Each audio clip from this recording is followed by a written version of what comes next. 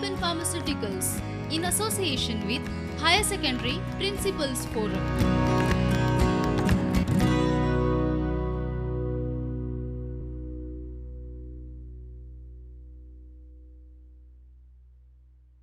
नमस्ते बच्चों, मैं अशोक नाइक शांतादुर्गा उच्च माध्यमिक विद्यालय में अध्यापन का कार्य करता हूँ। आज हम 12वीं कक्षा के पाठ्यपुस्तक से पोस्टर और आदमी यह कविता पढ़ने जा रहे हैं। कविता पढ़ने से पहले मुझे आपसे दो बातें कहनी है। मैं आपके सामने दो बातें रखना चाहता हूँ, उसे ध्यान से सुनो। सच तो यह है कि आज के आपाधापी जीवन में सब लोग अपने तरीके से जीवन जीने के लिए दौड़ लगाते हैं। सब लोग सोचते हैं कि जीवन में मैं ही खुश हो जाऊं, मुझे ही सब कुछ मिले, लेकिन ऐसा होता नहीं, क्योंकि यह दुनिया भगवान ने बनाई है और भगवान जो कुछ करता है सोच समझ कर करता है। इसलिए बच्चों, ध्यान में रखना चाहिए कि लालच बुरी बला होती है।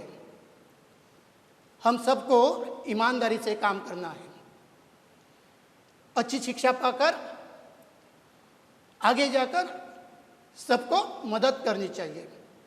खास तौर पर उपेक्षित लोगों को, उपेक्षित का मतलब जो निग्लेक्टेड समाज है, आम आदमी है, गरीब लोग हैं, ऐसे लोगों को मदद करनी चाहिए। जब ऐसे लोगों को मदद करेंगे, यह काम पुण्य का काम होता है और ऐसा काम करना गर्व की बात होती है। दूसरों की मदद करने वाले लोग बहुत कम मिलते हैं आज के ज़माने में। ऐसे ही एक इंसान जो है महान कवि सर्वेश्वर दयाल सक्सेना, इनको आज हम पढ़ेंगे। एक समाज सेवी, एक कवि। खास तौर पर जब भी इस कवि का नाम लिया जाता है, हिंदी जगत में इनका नाम आदरता से लिया जाता है। आज हम उनकी कविता पढ़ेंगे, पोस्टर और आदमी, और उनके बारे में भी जानेंगे, उनका परिचय भी देखेंगे। चलो हम उनका परिचय देखते हैं। कवि सर्वेश्वर दयाल सक्सेना 15 सितंबर 1927 से 23 सितंबर 1983 इनका जीवन कार्यकाल रहा। कवि के बारे में इन संक्षेप कुछ बातें जरूर बतानी चाहिए बच्चों।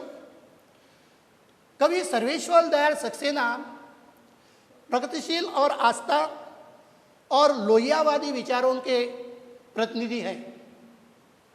सर्वेश्वर दयाल सक्सेना समाज, सच्चाई और आम इंसान के बारे में सोचने वाले और उनके अवस्था के ऊपर रचना लिखने वाले कवि हैं। उनकी एक खूबी है कि वे खुद को न तो समाज से काट कर देखते हैं और न तो खुद से काटकर समाज को। इसका मतलब क्या है कि वो समाज से जुड़े हुए हैं, समाज से एक है, समाज से अलग नहीं होना चाहते। वो समाज के लिए कुछ करना चाहता है और समाज उनके लिए। ऐसी स्थिति कवि की है और यही उसकी बड़ी खूबी है। गरीबों की, खासतौर पर गरीबों की बात हमेशा वो अपने साहित्य में लिखता है। उनकी करुण आहटें, निजी जीवन में उनकी करुण आहटें वो अपनी कविता में दिखाता है। कवि का जन्म 15 सितंबर 1927 उत्तर प्रदेश के बस्ती जिले में उनका जन्म हुआ। माता सौभाग्यवती देवी एक प्राध्यापिका थी। पिता का नाम विश्वेश्वर दयाल सक्सेना, आश्रम में काम करते थे। शिक्षा बीए पदवी क्वींस कॉलेज वाराणसी में हुई। एमए पदवी उन्होंने उन्होंने प्रयाग विश्वविद्यालय से प्राप्त की। कर्मक्षेत्र कवि, लेखक, नाटककार, पत्रकार। कवि का यह फोटो देखो, यह चित्र देखो, कवि के चेहरे पर एक अलग तरीके का नज़ारा तुम्हें दिखता है। कवि एक विचारों में खोया हुआ दिखाई देता है। यही उसकी चिंतन करने की और समाज के प्रति सोचने की खूबी है। कार्यक्षेत्र कवि का कार्य 1950 में प्रयाग में एक कंपनी में प्रमुख डिस्पैचर पद पर उन्होंने काम किया है। 1955 में ऑल इंडिया रेडियो पर सहायक पद पर उन्होंने काम किया है। कुछ समय अध्यापक और क्लर्क की भी नौकरी उन्होंने की है। बाद में दिल्ली, लखनऊ और भोपाल में रेडियो स्टेशन पर उन्होंने काम किया है। दिल्ली में दिनमान पत्रिका में वरिष्ठ पद पर काम किया है। 1982 में बाल पत्रिका पराग के वे संपादक बने। पुरस्कार, उन्हें बहुत पुरस्कार मिले हैं। उनमें से बहुमूल्य पुरस्कार उन्हें उनके खुटियों पर टंगे लोग इस काव्य संग्रह को 1983 में साहित्य अकादमी का पुरस्कार उन्हें मिला है। इनकी प्रमुख कृतियां काठ की घंटियां, बांस का पुल, गर्म हवाएं, खुटियों पर टंगे लोग, एक सुनी नाव, कुआनो नदी, जंगल का दर्द, कोई मेरे साथ चले, मेघ आए, ये सारे काव्य संग्रह हैं। इतने ही नहीं, और बहुत सारे काव्य संग्रह इन्होंने लिखे हैं। सुने चौखटे आप स्क्रीन पर देख सकते हैं बच्चों। खुटियों पर टंगे लोग, इसी काव्य संग्रह को उन्हें साहित्य पुरस्कार मिला है। बकरी, सर्वेश्वर दयाल सक्सेना की यह ग्रंथावली दिखाई देती है आपको स्क्रीन पर। सोया हुआ जल और पागल कुत्तों का मसीहा, लड़ाई, होरी धूम मचोरी, यह उनकी कुछ पुस्तकें हैं। उन्होंने बहुत सारी पुस्तकें लिखी हैं, लेकिन सब पुस्तकें यहाँ मैं नहीं दिखा सकता हूँ। अन्य साहित्य जैसे नाटक, बाल कविता संपादित पुस्तकें उनकी हैं। पोस्टर और आदमी कविता पढ़ने से पहले मैं बच्चों आपको कविता वाचन करके दिखाता हूँ, आप ध्यान से सुनिए। मैं अपने को नन्हा सा दबा हुआ विशालकाय बड़े बड़े पोस्टरों के अनुपात में खड़ा देख रहा हूँ, जिनकी ओर एक भीड़ देखती हुई गुजर रही है। हंसती, गाती, उछलती, कूदती, एक तेजी, एक भाग दौड़, एक दुक्कम दुक्का, एक होड़, जिनके चारों ओर हैं मगर वे चुप हैं। उन सब के मुख पर एक ही भाव है, उनकी सबकी एक ही मुद्राएं हैं। रंगों से भरे पूरे चटकीले, भड़कीले, सबके आभूषणों के केंद्र हैं। वे सब एक ही जगह पर खड़े हैं। पोस्टर, विशालकाय पोस्टर, लोग उन्हें देखकर हंसते हैं, मुंह बनाते हैं, सीटियां बजाते हैं, उदास हो जाते हैं। औरतें उन्हें देखकर मुस्कुराती हैं, होठ दबाती हैं, आंखों आंखों में बात करती हैं। बच्चे टो टो करते हैं, खुश होकर चिल्लाते हैं, तोतली बोली में बुलाते हैं, और मैं उनके सामने नन्हा सा दबा हुआ खड़ा हूँ, बेजाना, बेपहचाना, इस प्रतीक्षा में कि शायद कभी कोई भूली हुई दृष्टि मुझ पर टिक जाए, शायद कोई मुझे पहचाने, मुझे बुलाए, लेकिन मैं देखता हूँ कि आज के ज़माने में आदमी से ज़्यादा लोग पोस्टरों को पहचानते हैं। वे आदमी से बड़े सत्य हैं जो दूसरों की बात कहते हैं, जिनमें आकर्षण है लेकिन जान नहीं है, जो चौराहों पर खड़े रहते हैं, सबकी राह रोकते हैं, सबको टोकते हैं, लेकिन किसी से कोई मतलब नहीं रखते, जिनमें दिल, दिमाग, आत्मा कुछ भी नहीं है, महज रंग, गहरा भड़कीला रंग, जिनके हृदय नहीं है पर प्यार का संदेश देते हैं, जो एक आकार है, महज आकार है, जिसकी कोई सीमा नहीं है, जिनके भाव दूसरे के हैं, जिनकी मुद्राएं, जिनके हाथ, पैर, नाक, कान, आँख, मुंह, दिल, दिमाग सब दूसरे के हैं। जो पोस्टर है महज पोस्टर है।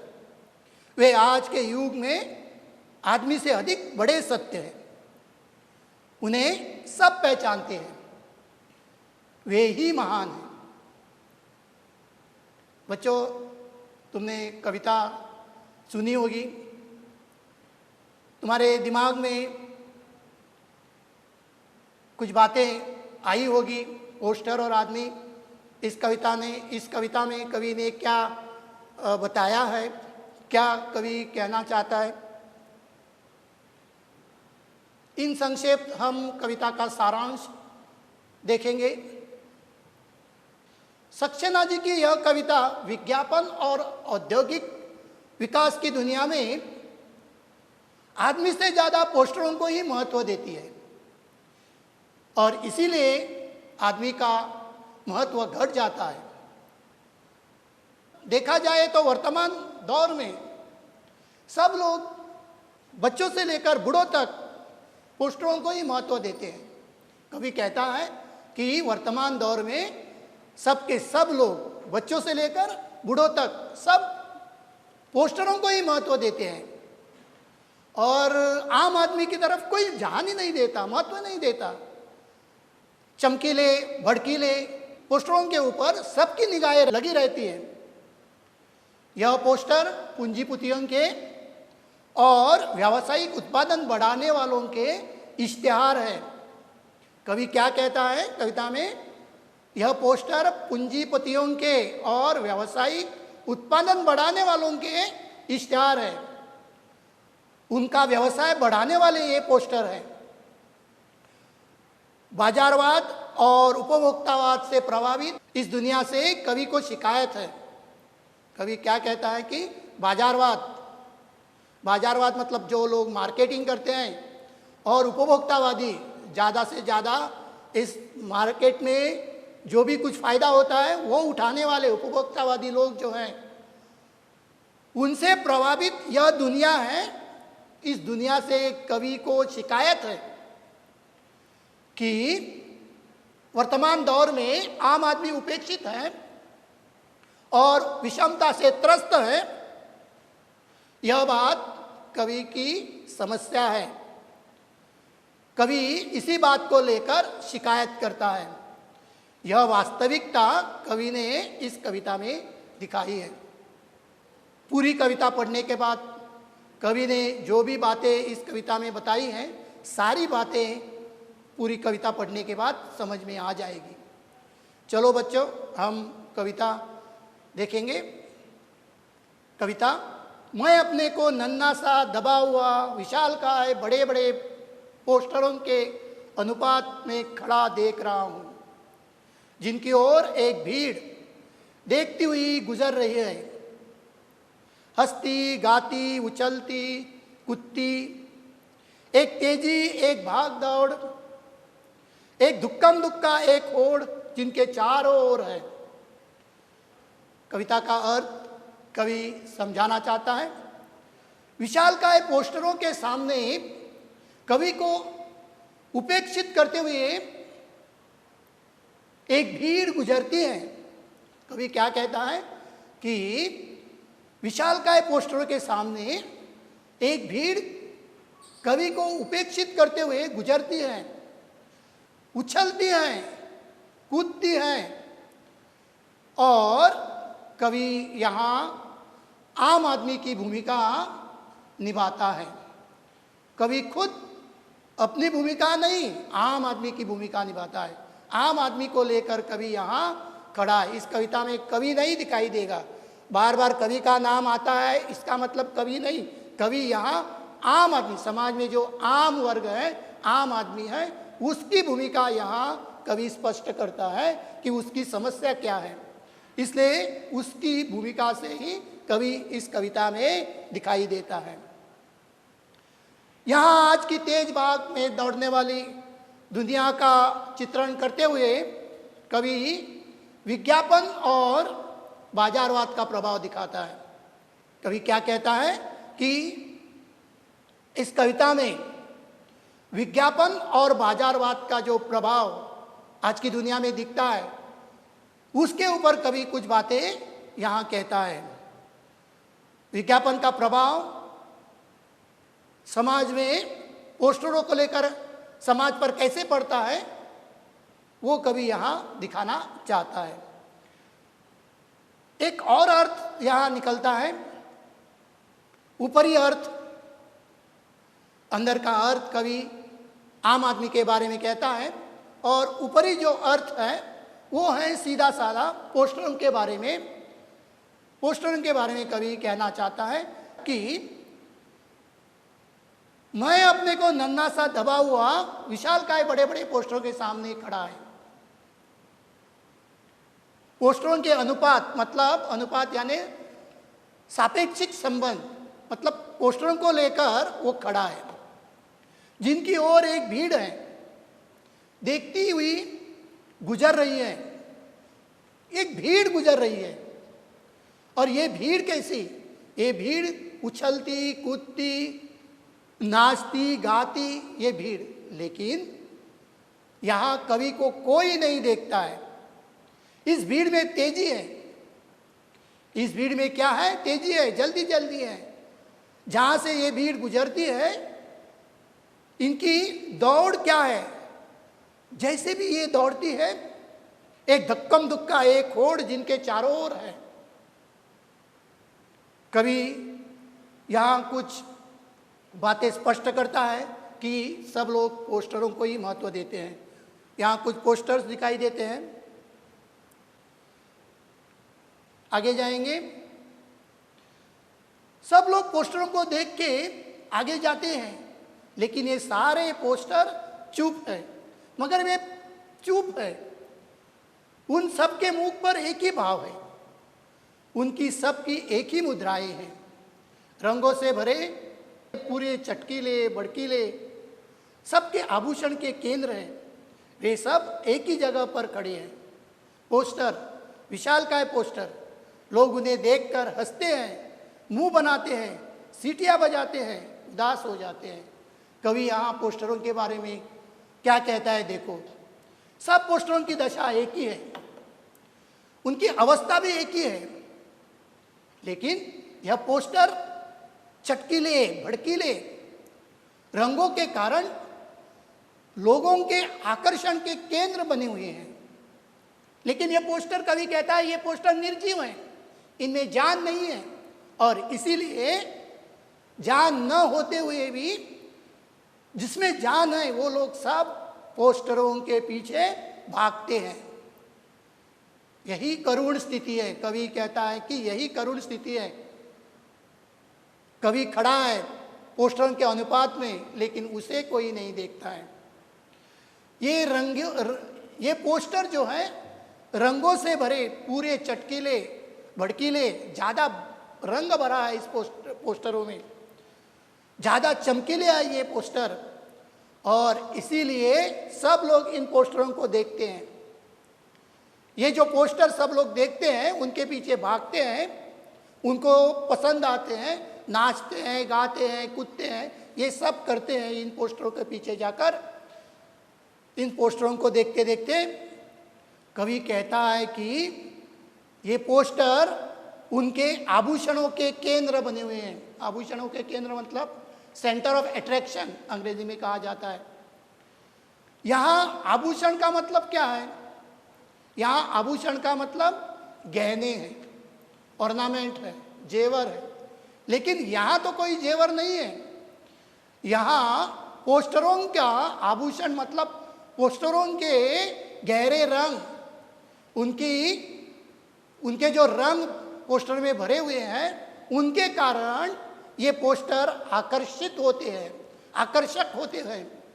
ये पोस्टर आकर्षक होते हैं और इसी कारण कवि कहता है कि ये आभूषण के केंद्र है। ये पोस्टर जो है आभूषण के केंद्र है।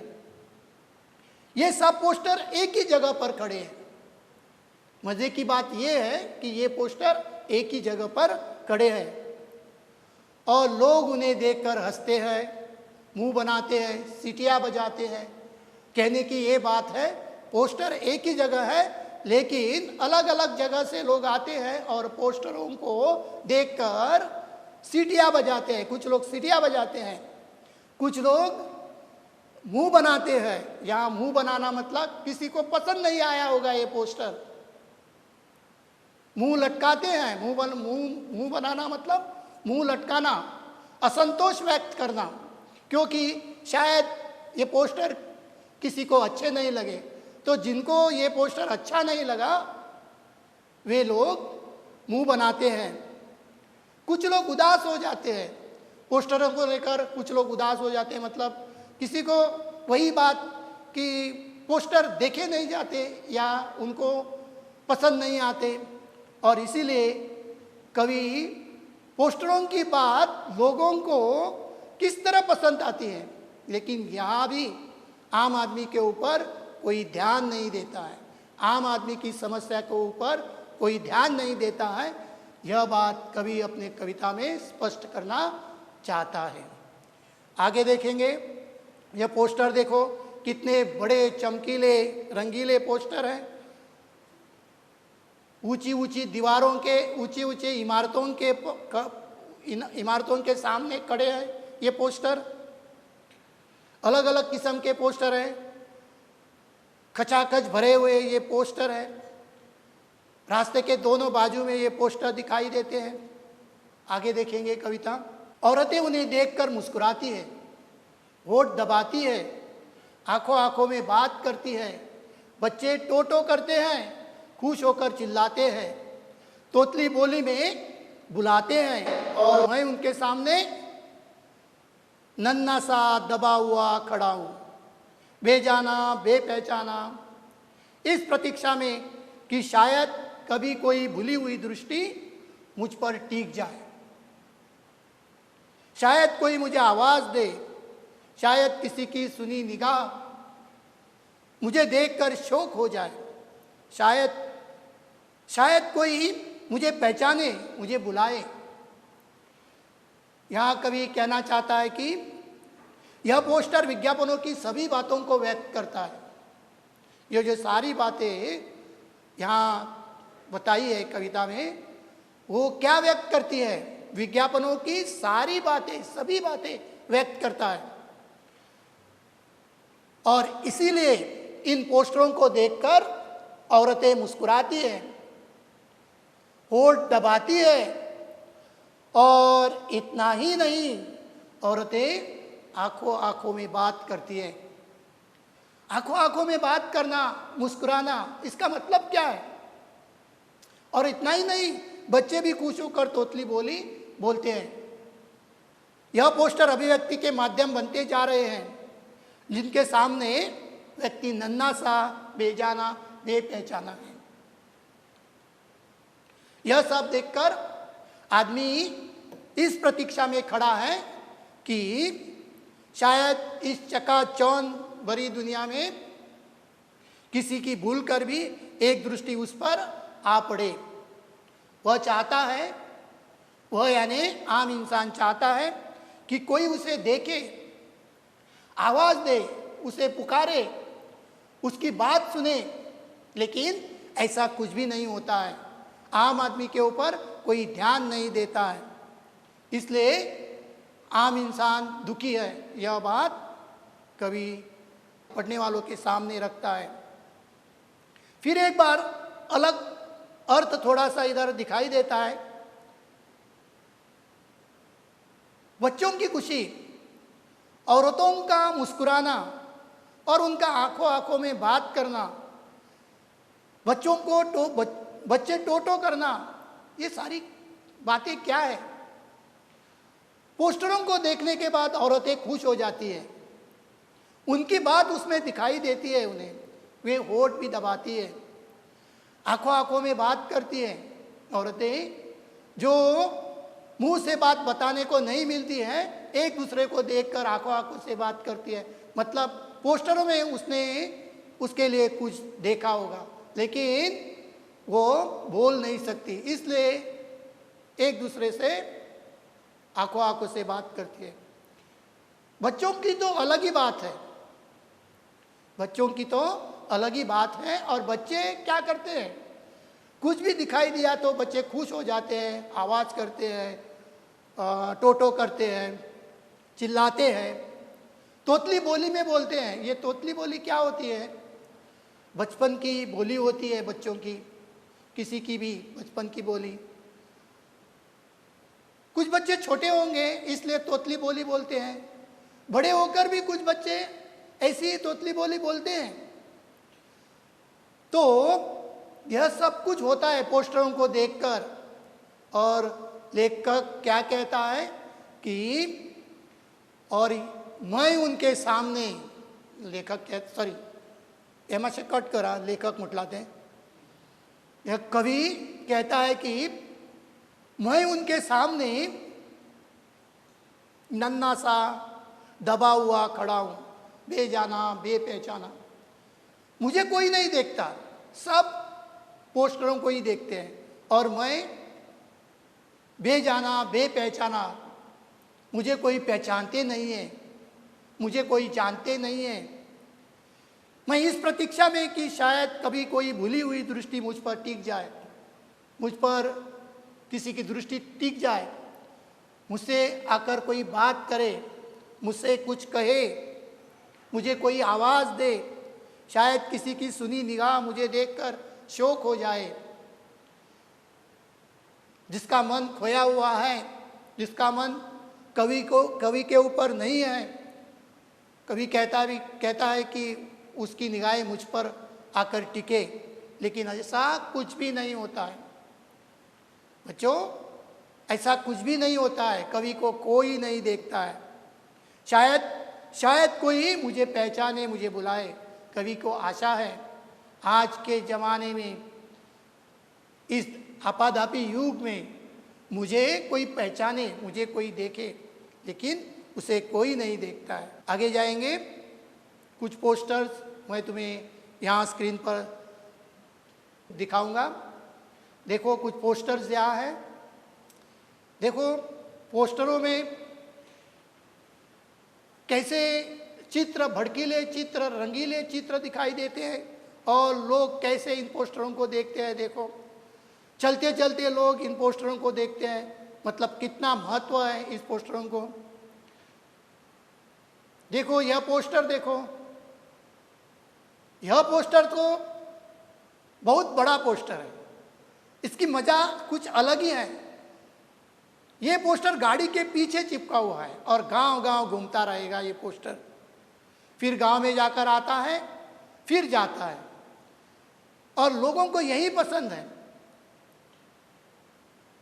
यह दूसरा पोस्टर एक देखो कैसे रास्ते के बाजू में खड़ा है, और यह एक पोस्टर देखो कितनी शान से यह पोस्टर देखो रास्ते के बाजू में खड़ा है। यह पोस्टर सबको अच्छे लगते हैं और इसीलिए कवि कहता है कि पोस्टरों को ज़्यादा महत्व देते हैं लोग, लेकिन आम इंसान की तरफ कोई आँख उठाकर भी नहीं देखते हैं। इसी समस्या को कवि पाठकों के सामने व्यक्त करना चाहता है, पढ़ने वालों के सामने रखना चाहता है, समाज के सामने रखना चाहता है, ताकि इन पर कोई आवाज़ उठाए। लेकिन मैं देखता हूँ कि आज के ज़माने में आदमी से ज़्यादा लोग पोस्टरों को पहचानते हैं। वे आदमी से बड़े सत्य हैं जो दूसरे की बात कहते हैं, जिनके आकर्षण है लेकिन जान नहीं है, जो चौराहों पर खड़े हैं, जो चौराहों पर खड़े रहते हैं, सबकी राह रोकते हैं, सबको टोकते हैं, लेकिन किसी से कोई मतलब नहीं रखते हैं। कवि कहता है कि आज के ज़माने में लोग आदमी से ज़्यादा पोस्टरों को महत्व देते हैं। विज्ञापन और औद्योगिकता की दुनिया में पोस्टर और आदमी से बड़ा सत्य यही है। कवि कहता है कि पोस्टर में आकर्षण है, लेकिन इन पोस्टरों में जान नहीं है। आज यह पोस्टर सिर्फ दूसरों की बात रखने का केवल एक माध्यम है। कवि कहता है दूसरों की बात रखने का केवल यह पोस्टर एक माध्यम है। उसमें लोगों को आकर्षित करने की क्षमता है, ताकत है, लेकिन वे चौराहों पर खड़े होकर सब आते जाते लोगों को टोकते नजर आते हैं। यह बेजान पोस्टर किसी की संवेदना से कोई मतलब नहीं रखते हैं। कवि क्या कहना चाहता है कि आदमी से बड़े सत्य सिर्फ ये पोस्टर है। सब लोग पोस्टरों को पहचानते हैं, लेकिन आम आदमी को कोई पहचानता नहीं है। जो दूसरे की बात कहते हैं, ये जो पोस्टर है सिर्फ दूसरे की बात करते हैं, उनके पास अपनी कुछ बात नहीं है। जिनमें आकर्षण है, ये जो पोस्टर है उनमें बहुत आकर्षण है। आकर्षण इसलिए है कि उसमें रंग भरे हुए हैं, इसमें भड़कीले रंग, चटकीले रंग भरे हुए हैं, और इसीलिए ये आकर्षित दिखते हैं और लोगों को ये पोस्टर पसंद आते हैं। लोगों को इसलिए पसंद आते हैं क्योंकि उसमें वे अपने आप को ढूंढते हैं। आप अपने आप को ढूंढते हैं मतलब वो पोस्टरों को देखकर उसे क्या मिल जाएगा, उसे क्या रखा है उस पोस्टरों में। लेकिन ऐसा सब कुछ सब लोग ऐसा करते हैं, लेकिन पोस्टरों से इन्हें कुछ लेना देना नहीं है। पोस्टरों को इनका कुछ लेना देना नहीं है। ये पोस्टर चौराहों पर खड़े रहते हैं और सबको टोकते हैं।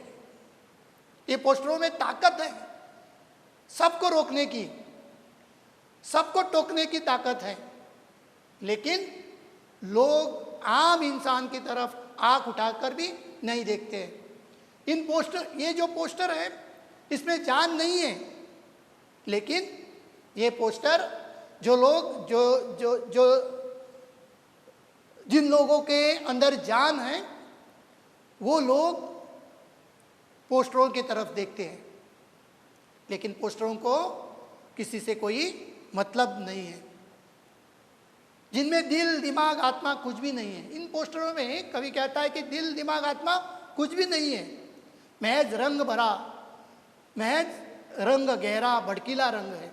जिनके हृदय नहीं है पर प्यार का संदेश देते हैं, जो एक आकार है, महज आकार, जिसकी कोई सीमा नहीं है, जिनके भाव दूसरे के हैं, जिनकी मुद्राएं, जिनके हाथ पैर नाक कान आँख मुंह दिल दिमाग सब दूसरे के हैं।